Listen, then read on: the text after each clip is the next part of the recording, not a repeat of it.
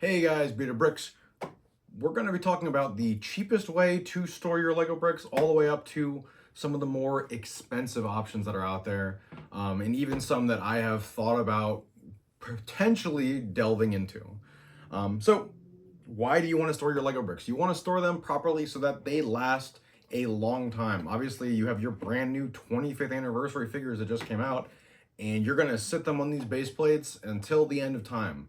That's wrong. You're not going to be doing that because if you guys didn't know, if you keep your Lego bricks on base plates like this, it puts tension on their legs and they will eventually crack if they are made of different plastic than Lego normally does. And for instance, if you guys didn't know this, brown and the brownish red, or like the Republic red, typically crack in most Lego sets, which is why a lot of people try to keep their sealed older Republic sets not built. So just FYI, if you have any figures that have like brown or red in the legs, definitely don't put them on studs, but hopefully after this video, you'll have better insight as to not do this with any of your Lego figures, regardless of what color their legs are. So you have your 25th anniversary figures.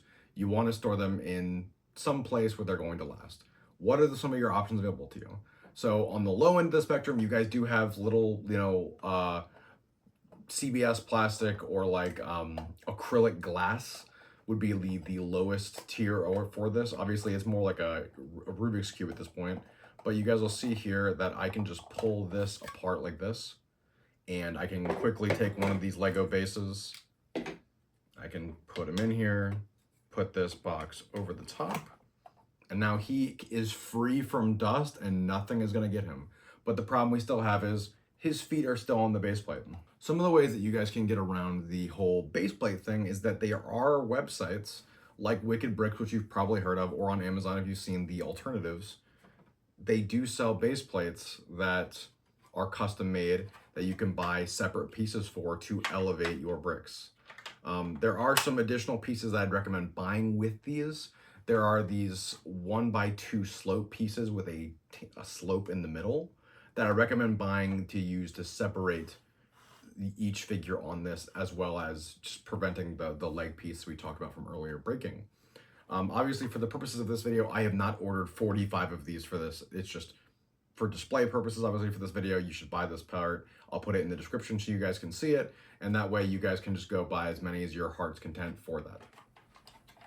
Now, getting back onto these little display cases that you're going to buy that are a lot larger, the way that they work, the way that these acrylic cases work is most of the time when you get them, they are built with little inserts that go onto each side of the box. And the cool part about them is that once you're ready to put them in the box and leave them there, they typically just slide on top and they're not going to come off. Granted, they don't stack well unless they're custom made. I believe the ones from Wicked Bricks do actually stack on top of each other. So if you wanted to store them laterally, you absolutely can. These ones from Amazon that I'll also put in the description, they're $20 for 2 of them. They don't stack well, but they do display the figures very well for what they are. Obviously, like I said, buy the part from Rubricable so that way you guys don't have to worry about the brick damage. I can't reiterate that enough. But obviously you guys can see here, I have actually displayed a bunch of my clones, some of them custom, some of them normal, just in this little display case here. As you can see, I have some of my Jedi and a lot of my clone commanders. They look great inside this case, and this is a very temporary thing. So as you guys can see here, I've actually pulled the glass off so you guys can see it just a little bit better. Obviously, they are Lego compatible brick with these cases. Lego does not actually make a display like this. They do sell the smaller 1x1 Lego canisters at some Lego stores and online. They're about $15 to $5 a piece, depending on which size you guys get. But obviously, these third-party vendors can make something a lot better, a lot more robust, and can fit a lot more figures. Now, on the expensive side, we're looking for the upwards of $100+ in this instance for these display cases. So they are called shadow boxes. They are called golf ball display cases. They have many names when you guys go into websites. Obviously, anything you guys attach the word Lego to, and you go to Amazon, you go to Lego display case on Google or wherever, it's going to make it more expensive.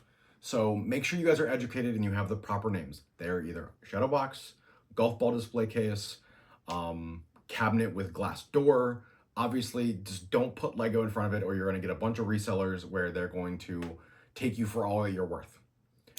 So these cases that I'll put on picture here for you guys to see, they're the upwards of $100, $150, $200, but they hold 144 minifigures on the low end. On the high end, they have a capacity of 250, even 300, and they are stackable from various resellers. Obviously, these ones are going to take up the most space, but obviously they're going to get the most amount of your figures out of your storage boxes or your Tupperware bins, wherever you're currently storing them. And I've definitely thought about it. I've been on the fence for a number of years now, buying one or two of these larger display cases because they come in nice finished wood. They come with glass inserts that prevent all kinds of dust.